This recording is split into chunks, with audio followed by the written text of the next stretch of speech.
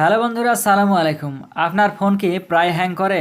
আপনার ফোনে full charge দেওয়ার পরও কি আপনার ফোনের চার্জ দ্রুত ফুরিয়ে যায়?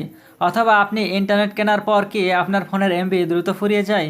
তাহলে এই ভিডিওটি অবশ্যই আপনার জন্য। কিভাবে এসব সমস্যার সমাধান পাবেন আজকের ভিডিওতে আপনাদের দেখাবো। তার আগে বলে নিই যে এই চ্যানেলটি এখনও যারা সাবস্ক্রাইব করেননি তারা অবশ্যই চ্যানেলটি সাবস্ক্রাইব করে দিবেন, এবং যারা সাবস্ক্রাইব করেছেন তাদেরকে অসংখ্য ধন্যবাদ। তাহলে স্ক্রিনটি লক্ষ্য করুন এবং মনোযোগ সহকারে সম্পূর্ণ ভিডিওটি দেখুন।